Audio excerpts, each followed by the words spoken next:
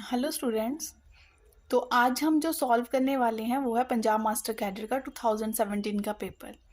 तो सारे क्वेश्चन बहुत ही ट्रिक के साथ, बेसिक मेथड्स का यूज़ करते हुए, ट्रिक्स का यूज़ करते हुए मैं आपके साथ सॉल्व करूँगी। तो इस वीडियो को हम पार्ट्स में बनाएंगे। तो ये है 2017 मास्टर कैडर के सॉल्यूशन पार्ट 1। तो सॉल्व करते हैं अपना फर्स्ट क्वेश्चन। जैसे कि आप देख सकते हो फर्स्ट क्वेश्चन में हमें पूछा क्या गया है। फर्स्ट क्वेश्चन में हमें क्या दे रखा है, एंगल दे रखा है। ये 2 लाइंस दे रखी हैं और एंगल फाइंड आउट करना है, और ये हमारे पास ऑप्शन है कि इनमें से कौन सी ऑप्शन होगी। तो सबसे पहले आपको फॉर्मूला पता होना चाहिए कि जब हमें 2 लाइंस दे रखी हो और लाइंस को देख के क्लियर हो रहा है कि ये दोनों लाइंस पैरेलल नहीं हैं। 2 लाइंस दे रखी हो तो हम उनमें एंगल कैसे फाइंड आउट करते हैं।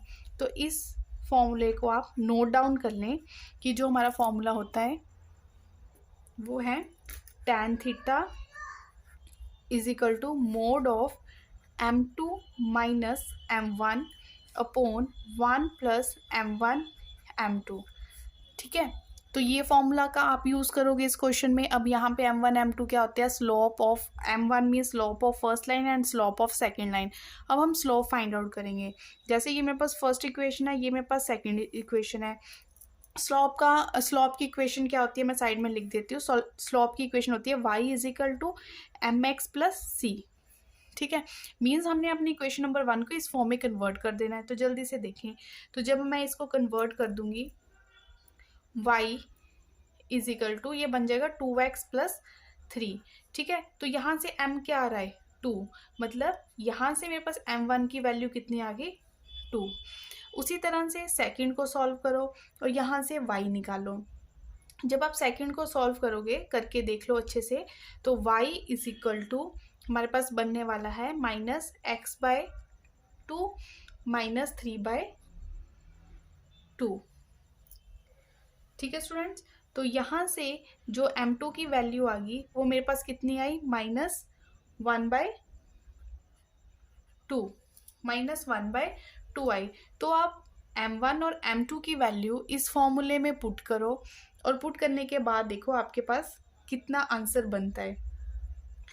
तो अब देखो, एक चीज़, हर बेसिक चीज़ का यहाँ पे यूज, एक तो ये मैंने बोल दिया कि डायरेक्ट आप इसमें पुट करके देख लो। जैसे ही आपने m1 m2 निकाला, आपने फॉर्मूले में पुट करके देख लो कि कितना बन रहा है। अदरवाइज अगर मैं स्लोप 1 और स्लोप 2 को देखूँ तो एक बात और माइंड में आ रही है, वो भी मैं साथ में लिख देती हूँ कि वो बात क्या है। देखो, आपने ये पढ़ा होगा कि जब product of m1 m2 is equal to -1 के इक्वल हो, जब 2 स्लॉप्स को आप मल्टीप्लाई करते हो और उसका प्रोडक्ट -1 के इक्वल आए, तो इससे क्या क्लियर हो रहा है, तो इससे ये क्लियर हो रहा है कि both lines are perpendicular to each other. कि यहाँ से ये क्लियर होता है कि lines are perpendicular to each other. ठीक है, देखो क्वेश्चन के साथ साथ जो छोटी छोटी बातें हैं वो भी मैं आपके साथ डिस्कस कर रही हूँ, वो आप ध्यान से नोट करते जाओ। परपेंडिकुलर है, परपेंडिकुलर कब होगा, जब उनके बीच में एंगल 90 डिग्री होगा। 90 डिग्री मीन्स π/2। तो आप ऑप्शन ए को टिक कर सकते हो। तो बिल्कुल ही अच्छा क्वेश्चन पूछा गया था, जो क्वेश्चन नंबर 1 था। जिसने थोड़ी थोड़ी बातें सीखी हुई थी, पढ़ी हुई थी, वो इजीली इस क्वेश्चन को अटैम्प्ट कर सकता था। कोई ज़्यादा मुश्किल क्वेश्चन नहीं था। तो एक बार मैं आपके साथ इसी क्वेश्चन को फिर से बता रही हूँ कि इस क्वेश्चन में क्या था। हमें 2 लाइंस की इक्वेशन दे रखी थी, ठीक है, उसके बीच में हमें एंगल फाइंड आउट करना था और यहाँ पे हमें ऑप्शन दे रखी थी। तो एंगल tan थीटा का फॉर्मूला हमारे पास ये होता है। ठीक है, आप इस फॉर्मूले को अच्छे से याद कर लो, ये फॉर्मूला है। ठीक है, तो यहाँ पे फॉर्मूले में हमें m1 m2 दिख रहा है। m1 m2 होती है स्लॉप। ठीक है, तो फर्स्ट इक्वेशन की हेल्प से हमने स्लॉप निकालनी है। स्लॉप के लिए इक्वेशन बनती है, ये वाली बननी चाहिए। मतलब गिवन इक्वेशन को आपने इस फॉर्म में कन्वर्ट करना है, y is equal to M X plus C. जो भी x का कोफिशिएंट होगा वो आपकी स्लोप होगी। तो m1 m2 निकल गए। जैसे m1 m2 निकले तो हमें पता है m1 और m2 का प्रोडक्ट अगर -1 के इक्वल आए तो मीन्स जो भी आपके पास 2 गिवन लाइंस थी वो आपस में क्या होगी, परपेंडिकुलर होगी। परपेंडिकुलर मीन्स उनके बीच में जो थीटा बन रहा होगा, एंगल बन रहा होगा, वो 90 डिग्री होगा। तो स्टूडेंट्स, आई थिंक ये क्वेश्चन आपको बिल्कुल ही अच्छे से क्लियर हो गया होगा। हर क्वेश्चन चाहे कम करूँ, लेकिन जितने भी क्वेश्चन करने वाली हूँ वो मैं चाहूँगी कि आपको अच्छे से क्लियर हो जाए। कभी भी ये कंसेप्ट आपको देखने को मिले तो कभी भी आपको ना भूले। ठीक है स्टूडेंट्स, तो आप करते हैं इसी वीडियो का सेकंड क्वेश्चन। देखिए ये है उसी पेपर का सेकंड क्वेश्चन। क्वेश्चन को ध्यान से देखिए कि इसमें क्या पूछा गया है। क्वेश्चन में ये बोला गया है कि हमें ये कोई लाइन दे रखी है और ये है पैरेलल टू वाई एक्सिस। देखो मेन इसमें जो हैशटैग वाली बात है वो क्या है, किसके पैरेलल बोली है, वाई एक्सिस के। तो इस इक्वेशन में अगर देखो हैशटैग क्या है, अगर कोई line parallel to y axis है तो आपने क्या करना है, जो जितने भी कॉफिशिएंट हो गए, कॉफिशिएंट ऑफ वाई एक्सिस, उसको आपने इक्वल टू 0 कर देना है। ठीक है, तो यहाँ से देखो एक वाई ये है, एक यहाँ से जब इसको मल्टीप्लाई करोगे एक वाई यहाँ से आएगा, मतलब वाई वाले ये बनेंगे हमारे पास -7y माइनस लैम्डा वाई। ठीक है, तो इसको आपने इक्वल टू क्या कर देना है, 0 कर देना है। ठीक है, coefficient of y axis equal to 0 नहीं, मतलब आपने वाई एक्सिस वाले ही टर्म उठाने हैं यहाँ पे। मेरे कहने का मतलब यहाँ पे ये है। तो यहाँ से देखिए -7y is equal to lambda y. ठीक है, तो लैम्डा लैम्डा तो यहाँ से क्या हो गया, वाई वाई तो कैंसिल हो गया, लैम्डा की वैल्यू कितनी आ गई, -7। तो -7 इसका आंसर आ गया। तो बच्चों आपको इस क्वेश्चन में क्या अच्छे से माइंड में रखना था, इस क्वेश्चन में ये माइंड में रखना था कि अगर कोई line parallel to y axis है तो आपने वाई एक्सिस के कोफिशिएंट उठाने हैं। ठीक है, कोफिशिएंट उठा के इक्वल टू 0 कर देना है और यहाँ से हमारे पास लैम्डा की वैल्यू निकल गई। अगर पैरेलल टू एक्स एक्सिस होता तो एक्स एक्सिस वाले कोफिशिएंट उठा के उसको इक्वल टू 0 कर देना था। जो भी फाइंड आउट करने के लिए ABC लैम्डा जो भी बोला था वो हमारा निकल जाना था। तो आई होप ये सेकंड क्वेश्चन भी आपको क्लियर हो गया होगा कि इस तरह के क्वेश्चन भी पेपर में पूछे जाते हैं और इस तरह के क्वेश्चंस में आपको क्या करना होता है। ठीक है स्टूडेंट्स, अब करते हैं थर्ड क्वेश्चन। स्टूडेंट ये है थर्ड क्वेश्चन। थर्ड क्वेश्चन अच्छे से पहले रीड करते हैं। The equation of the straight line making equal intercept on the axis and passing through this point, और ये हमें ऑप्शंस दे रखे हैं। इक्वेशन फाइंड आउट करनी है स्ट्रेट लाइन की, कब, जब वो क्या कर रही है, इक्वल इंटरसेप्ट बना रही है एक्सिस के ऊपर और इन पॉइंट में से पास हो रही है। तो एक स्ट्रेट लाइन की बात हो रही है, एक इंटरसेप्ट की बात हो रही है, तो हमें पता होनी चाहिए। ठीक है, intercept form of straight line क्या होती है, तो वो होती है हैशटैग, वो होती है x/a plus y/b is equal to 1। ये होती है। ठीक है, इक्वेशंस को थोड़ा ये माइंड में रखना, ये होती है इंटरसेप्ट फॉर्म। तो इंटरसेप्ट फॉर्म तो लिख दी, फिर वो क्या बोल रहे हैं कि जो इंटरसेप्ट्स बना रहे हैं वो इक्वल इंटरसेप्ट्स बना रहे हैं। इक्वल इंटरसेप्ट्स में ए बी इंटरसेप्ट है, यहाँ पे दोनों इक्वल है। दोनों इक्वल है तो आप लिख सकते हो कि ए इज इक्वल टू बी है। ठीक है, ये हमारे पास गिवन है, दोनों इक्वल इंटरसेप्ट बना रहे हैं। जब हमने इक्वल कर दिया तो हमारा बन रहा है कि x/a plus y/a is equal to 1, मतलब x plus y is equal to a। ये मेरे पास एक इक्वेशन बन गई। ठीक है, ये इक्वेशन बन गई। उसके बाद बोल रही है कि जो ये इक्वेशन बनी ये पास कर रही है इन पॉइंट में से। ठीक है, तो इसको भी वो सेटिस्फाई करेगी। मीन्स x को आप 3 पुट कर दो, y को क्या पुट कर दो, 2। तो 3 + 2 पुट किया तो a की वैल्यू मेरे पास कितनी आ गई, 5। जैसे a की वैल्यू 5 आई तो इसमें पुट कर दो, तो x plus y is equal to 5। तो ये मेरे पास आंसर आ गया इक्वेशन ऑफ स्ट्रेट लाइन। ठीक है, तो x plus y is equal to 5 कौन सी ऑप्शन में दिख रहा है आपको, हमें दिख रहा है ऑप्शन नंबर सी में। तो स्टूडेंट आप देखो ये भी, मतलब जो मैंने 3 क्वेश्चंस किए, मुझे नहीं लग रहा कि अगर आपने अच्छे से तैयारी कर रखी थी तो ये 3 क्वेश्चन कोई मुश्किल थे। तो इसमें हमें थोड़ी थोड़ी बातें, ऑब्वियस है जब तैयारी की होगी तो इक्वेशंस तो हमें पता ही होगी। तो ये है इंटरसेप्ट फॉर्म, फिर बोला इक्वल इंटरसेप्ट बना रहे हैं तो a is equal to b कर दिया। a is equal to b करने के बाद इस तरह की इक्वेशन बनी। फिर बोला है कि वो किसी पॉइंट में से पास हो रहे हैं, पॉइंट में से पास हो रहे हैं मीन्स 3 2 में से, ये XY आ गया। तो जैसे ही हमने XY की वैल्यू यहाँ पुट की तो a भी निकल गया। जैसे ही ये निकला इसी इक्वेशन में a फिर से पुट करके हमारे पास गिवन रिक्वायर्ड इक्वेशन जो भी पूछी गई थी वो निकल गई। तो ये थर्ड क्वेश्चन हो गया। अब करते हैं फोर्थ क्वेश्चन। चलो स्टूडेंट करते हैं अब नेक्स्ट फोर्थ क्वेश्चन। ये आपको क्लियर करते हैं कि ये मुश्किल है या इजी, ये आप अभी जज कर लोगे। उससे पहले मैं ये बोलना चाहूँगी, अगर आप इस चैनल पे नहीं हो तो चैनल को सब्सक्राइब कर लें, क्योंकि अब प्रीवियस ईयर के पेपर इस चैनल पे सॉल्व होने वाले हैं, चाहे वो हिमाचल के हैं, चाहे वो पंजाब के हैं, चाहे यूपी के हैं। जो भी TGT या PGT के मैथ सेक्शन होगा वो पेपर्स को अब हम सॉल्व करेंगे। साथ ही इस चैनल पे कुछ मैथ्स के रिगार्डिंग वीडियोस अपलोड हुई है, मैं फिर से बोलूँगी, अगर चैनल पे नहीं हो चैनल सब्सक्राइब करें और प्रीवियस वीडियो को देखें। आपको डिस्क्रिप्शन बॉक्स में भी प्रीवियस वीडियो का लिंक मिल जाएगा, एक प्लेलिस्ट मिलेगी, वो जाके ज़रूर देखें। और चैनल सब्सक्राइब करने के साथ साथ आप नोटिफिकेशन के लिए बेल आइकन को ज़रूर क्लिक करें, क्योंकि आने वाली वीडियो आप तक जल्दी से जल्दी पहुंच सके। तो करते हैं अब अपना फोर्थ क्वेश्चन। फोर्थ क्वेश्चन में क्या पूछा गया है ये अभी मैंने डिस्कस किया। देखो सेम बातें, ये ऑलरेडी इस तरह का क्वेश्चन इन्होंने पूछा था और फिर से पूछ लिया। इन्होंने हमें 2 लाइंस दे दी, बोला कि दोनों लाइंस परपेंडिकुलर है। अगर दोनों लाइंस परपेंडिकुलर है तो जो भी ये एंगल बन रहा है अल्फा और बीटा, इनमें किस तरह का रिलेशन होगा, ये हमें ऑप्शंस दे दी इन्होंने। अभी देखो मैंने आपको बोला था कि व्हेन 2 लाइंस आर परपेंडिकुलर होते हैं मीन्स उनकी जो स्लोप का प्रोडक्ट होता है, मीन्स 2 लाइंस की जो स्लोप होगी मीन्स m1 m2 वो इज इक्वल टू -1 होगा। ये अभी हम हैशटैग कर चुके हैं स्टूडेंट। अब बात आती है m1 m2 कैसे निकाले। वैसे तो एक फॉर्म होती है m1 m2 निकालने की, जो मैंने y equal to mx plus c करके वहाँ से आप m निकाल सकते हो। एक और देख लो, स्लोप निकालने का फॉर्मूला ये भी होता है कि slope is equal to minus coefficient of x upon coefficient of y।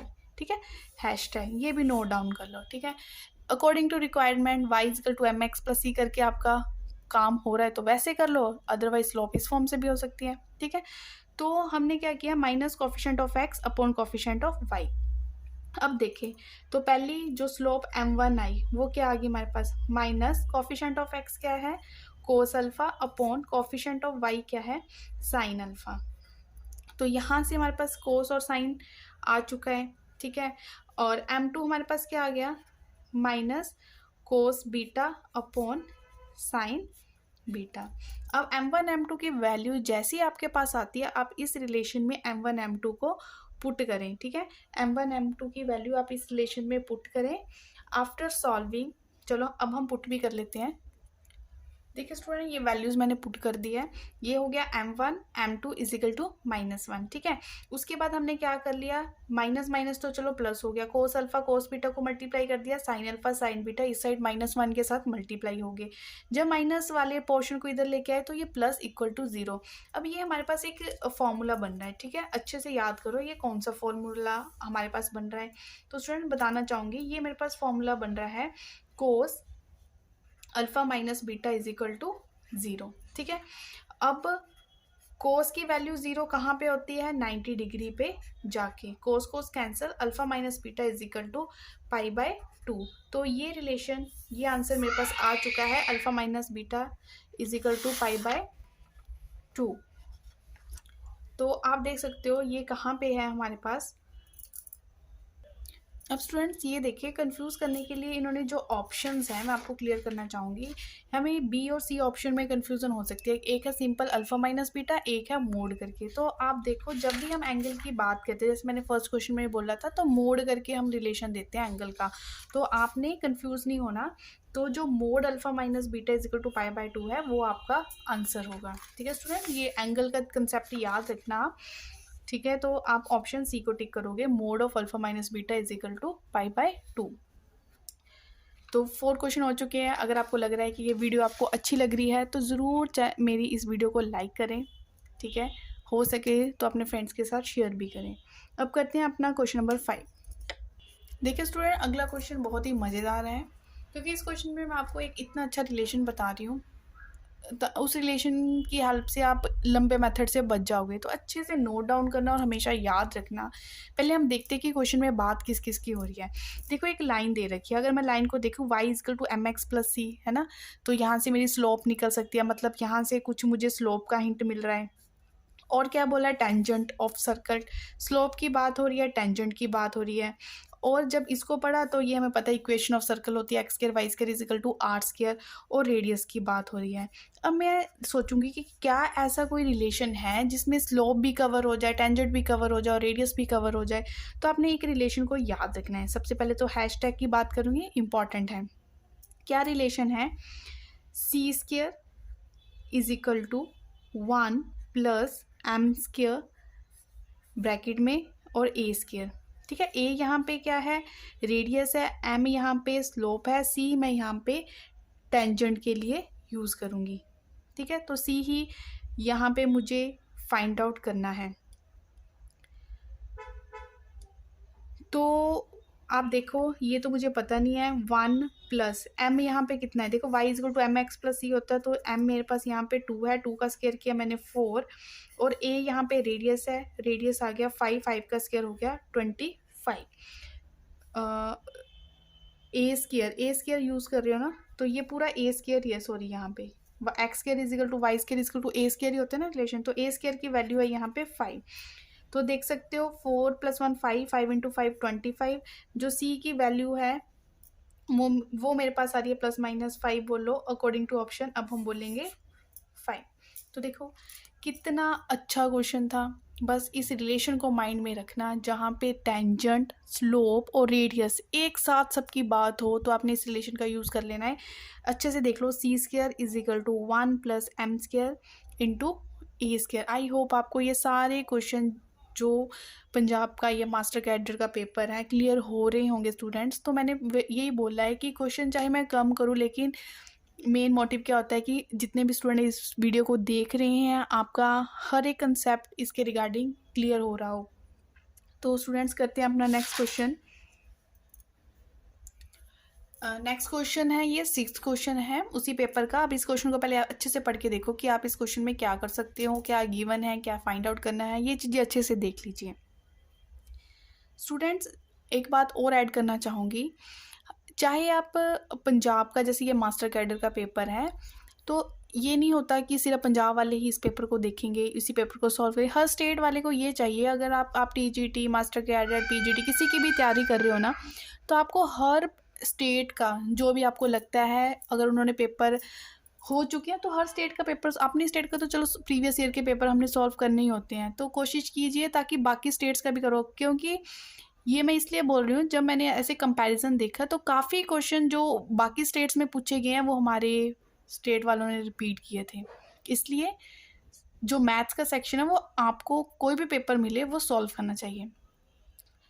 तो अब करते हैं ये क्वेश्चन। इक्वेशन ऑफ सर्कल दे रखी है, कॉन्सेंट्रिक की बात हो रही है, पासिंग थ्रू दी। देखो कॉन्सेंट्रिक का मतलब क्या होता है, एक ही सेंटर से, मतलब सेंटर एक ही है और सर्कल आप अलग अलग रेडियस के ड्रॉ कर रहे हो, उसका मतलब होता है कॉन्सेंट्रिक। तो जब कॉन्सेंट्रिक है, हमने क्या करना है, इस का एक और इक्वेशन सर्कल फाइंड आउट करनी है जो कॉन्सेंट्रिक है इसके साथ। देखो ये तो गिवन होगी। कॉन्सेंट्रिक में क्या होता है, सिर्फ ये होता है ना x², y², ये आपका क्या होता है 2gx, ये हमारा क्या होता है 2fy होता है, ठीक है। तो सिर्फ ये वाला c जो होता है लास्ट वाली टर्म, यही चेंज होता है, बाकी कॉन्सेंट्रिक की इक्वेशन वही रहती है, मतलब x²। तो ये कैसी होगी, रिक्वायर्ड इक्वेशन जो हमें चाहिए, कॉन्सेंट्रिक की बात है ना, रिक्वायर्ड इक्वेशन इस फॉर्म की होगी जो मैं लिख रही हूँ, x² + y² + 6x + 2y। जो ये कांस्टेंट टर्म है जस्ट यही चेंज हुई होगी, मतलब ये +c = 0 कर लो, इतना लिख दिया। उसके बाद एक्स वाई की तो हमें वैल्यू दे ही रखी है, -2 -1। स्टूडेंट अब जल्दी से इसमें आप इसकी वैल्यू पुट कीजिए। पुट करने के बाद देखिए सी आपके पास कितना आता है। तो मैं डायरेक्ट लिख रही हूँ, देखिए मैंने इसमें वैल्यूज पुट कर दी और मेरे पास सी की वैल्यू कितनी आ गई है 9। जैसे सी की वैल्यू 9 आती है, आप इस जो रिक्वायर्ड इक्वेशन हमें चाहिए उसमें पुट कर दीजिए। तो पुट करके देखिए x² + y² + 6x + 2y + 9 = 0। ये हमारा फाइनल आंसर आ चुका है। इसके मैंने ऑप्शंस नहीं लिखे हैं, चलो आप देख लीजिए। तो काफ़ी हिंट तो हमें ऑप्शन देख के मिल जाएगा कि क्योंकि इतना पोर्शन सेम होना चाहिए, x² y², x और y का कोफिशिएंट, इतना पोर्शन जिस ऑप्शन में सेम है मीन्स उसकी प्रोबेबिलिटी आंसर होने की ज़्यादा है। बस हमें इस पे कांस्टेंट टर्म पे काम करना है कि ये कितनी होगी, ठीक है। तो 6 क्वेश्चन हो चुके हैं। आई होप ये 6 के 6 क्वेश्चन आपको क्लियर हो गए इन द एंड। अब मैं मिलूँगी आपको सेकेंड पार्ट में। तो अब हम मिलते हैं नेक्स्ट वीडियो में। Take care students.